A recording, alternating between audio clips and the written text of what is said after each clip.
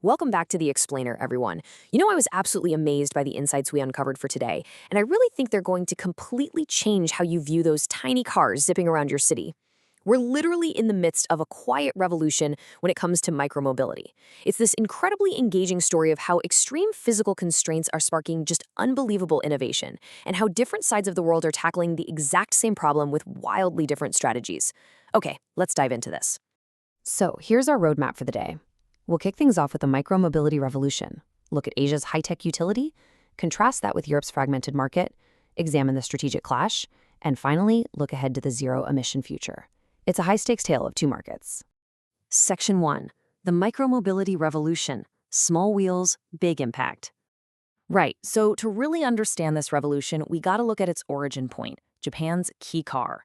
The homologation standards here are incredibly rigorous. We're talking a strict maximum width of exactly 1.48 meters and a legal limit of 3.4 meters in length. These aren't just arbitrary numbers drawn out of a hat. These rigid physical constraints essentially forced manufacturers into a corner. But, instead of giving up, this strict regulatory boundary became the exact catalyst that birthed uncompromising space efficiency and brilliant engineering. I actually absolutely love this quote from the research. In the global theater of urban mobility, vehicle design is rarely a product of unfettered creative expression. Rather, it is an engineering response to rigid regulatory DNA. That just hits the nail on the head. While European regulators created a kind of loose and fragmented classification of light vehicles, Asia's strict, unified rules birthed a highly sophisticated ecosystem. Section 2. Asia's high-tech utility, the standard of democratized mobility. Honestly, Asia is executing an absolute masterclass right now. They're successfully bridging that massive gap between extreme affordability and advanced EV tech. Just look at the pioneers of this movement, the Nissan Sakura and its twin, the Mitsubishi XEV. They're strategically priced right around 14,000 euros and offer a highly practical 180-kilometer range. That's perfectly optimized for the daily home-to-work commuter cycle. And this brilliantly illustrates how targeting the reality of daily urban commuting at an aggressive price point just completely democratizes sustainable mobility. These aren't viewed as secondary toys, they're primary commuter assets. In fact, they're literally the best-selling electric vehicles in Japan right now. But of course, the market isn't standing still. Enter the disruptor, the Chinese colossus BYD, with their Racco model. BYD isn't just a new competitor, they're a segment-defining disruptor. They've brought a bespoke zero-emission platform tailored specifically for high-density urban navigation, which fundamentally raises the technical ceiling of the entire microcar category. They're shifting the paradigm from just a small city car to a fully viable regional commuter. 320 kilometers. That is 320 kilometers of range on a single charge.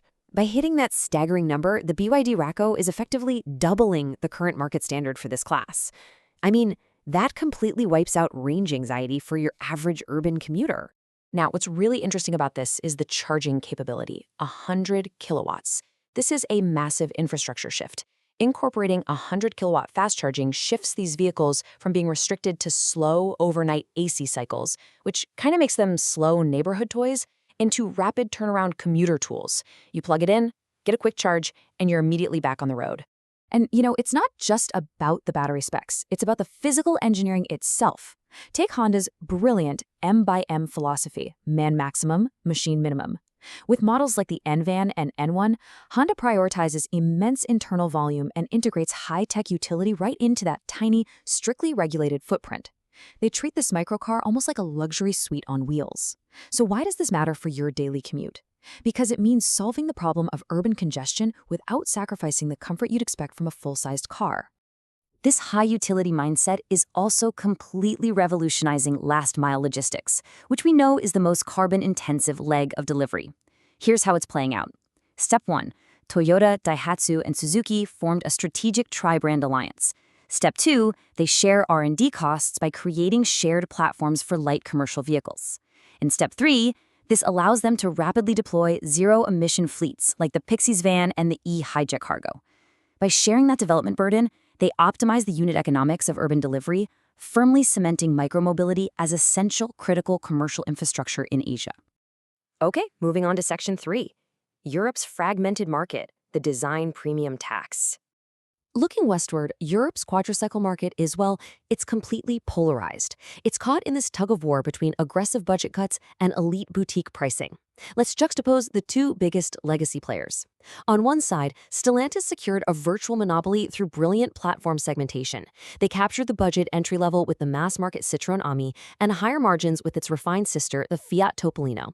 On the other side, you've got Renault. They actually pioneered the segment with the Twizy a decade ago, but recently suffered a massive capital misallocation. Their successor, the Mobilize Duo, had a very brief life, mainly because of a high list price that just couldn't compete against the affordable Ami. Result, unsustainable low sales volumes.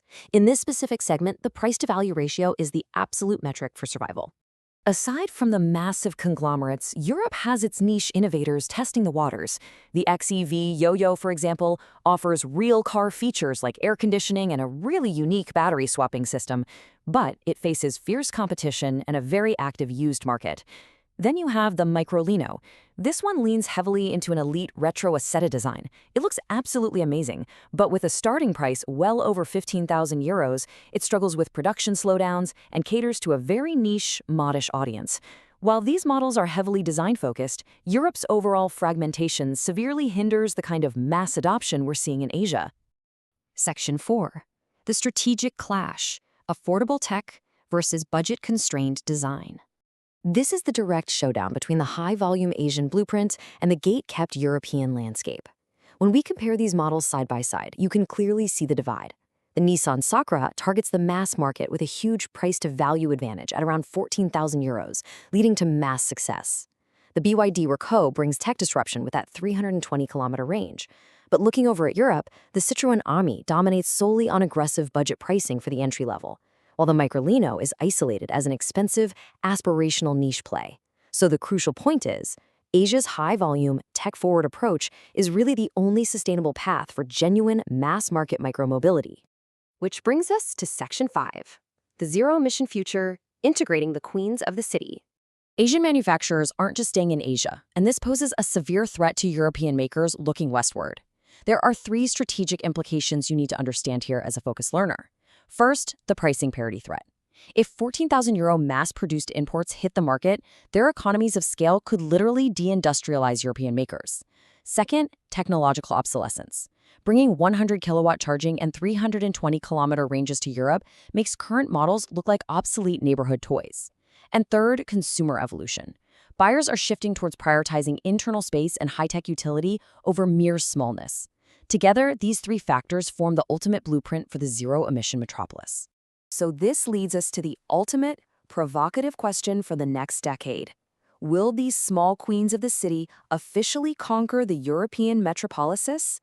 Because how this clash plays out will absolutely define the future infrastructure of our sustainable cities. The final verdict, based on all this data, the Asian utility-first philosophy is unequivocally better positioned right now. The future of the zero-emission city will almost certainly be built on the high-tech, high-efficiency blueprint currently being perfected in the East. Thank you so much for joining me today to explore this. I hope this explainer provided you with the key insights and useful information you need to understand the massive strategic shifts happening in urban mobility.